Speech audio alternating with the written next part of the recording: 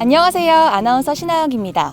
오늘은 우리나라 최초의 사제인 김대건 신부의 탄생 200주년을 맞아서 한국의 산티아고인 버그네 순례길을 소개해드릴까 합니다. 버그네는 당진 합덕장과 삽교천의 옛 이름인데요. 삽교천 서쪽 충청남도 내포 지방은 조선시대 삽교천의 물줄기를 따라 들어온 한국 천주교의 탄생지이며 탄압받던 천주교인들의 숨결이 살아있는 성지입니다. 버그네 순례길은 주요 성역이 되는 솔매성지와 합덕성당, 그리고 신리성지를 잇는 약 13km에 달하는 천주교 순례 코스인데요. 버그네 순례길의 시작은 2014년 프란치스코 교황이 방문했던 솔매성지입니다. 선생님 안녕하세요. 안녕하세요. 반갑습니다. 이 버그네 순례길이 네. 솔매성지부터 출발한 이유가 있어요?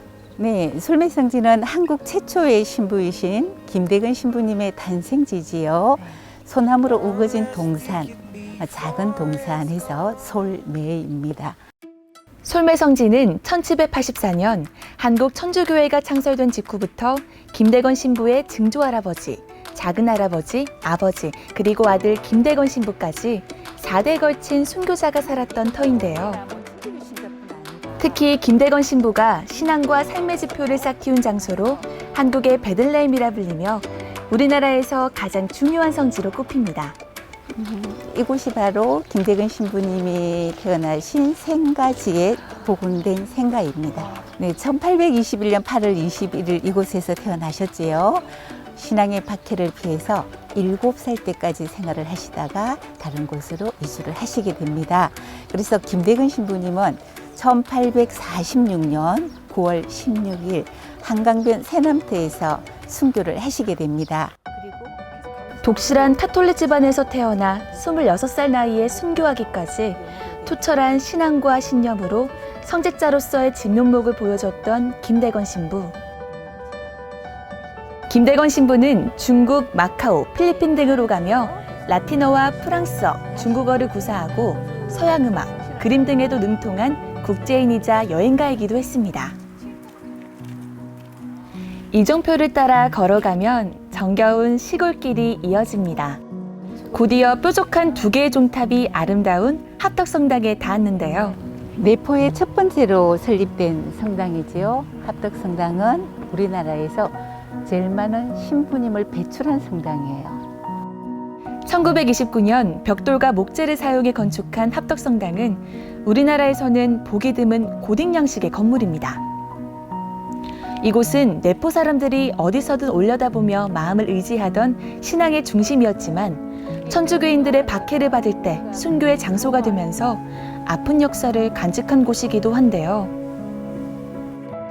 자, 이분은 합덕성당을 건축을 하신 백문필 필리포 신부님이십니다. 이렇게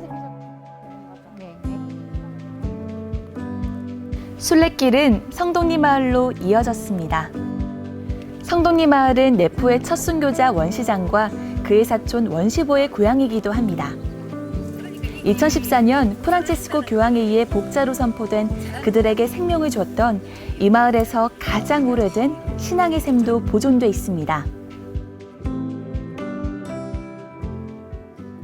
1972년, 1985년 두 차례에 걸쳐 파묘 위장됐다는 무명 순교자들의 묘. 조선에서 가장 큰 교우촌이었던 이곳은 1866년 병인박해로 그야말로 초토화됐는데요. 당시 목격자들의 증언에 의하면 도상이 없는 유골이 많았고 썩어 부서진 묵주와 십자가가 무덤마다 출토됐다고 합니다. 버그네 순례길의 마지막 코스는 조선의 카타콤바라고 불리는 신리성지인데요. 이미 많은 사람들이 찾는 당진의 관광 명소이기도 합니다. 그 당시 많은 교우들이 생활을 했던 조선시대의 제일 큰 교우촌, 400여 명의 교우가 생활을 하던 삶의 터전이었죠. 이곳은 굉장히 넓은 평지로 이루어져 있습니다. 그 많은 교우들이 지하교회를 형성해서 암암리에 움직였던 활동을 했다 해서 조선의 카타콤바로 불리고 있습니다.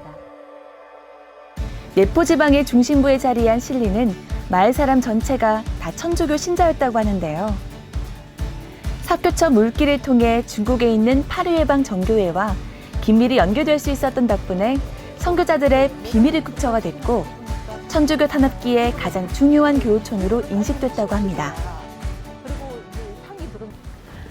자, 이곳은 손자선 성린의 생가입니다. 네. 그런데 조선 제5대 교구장을 지낸 W 주교관 이렇게 되어 있습니다.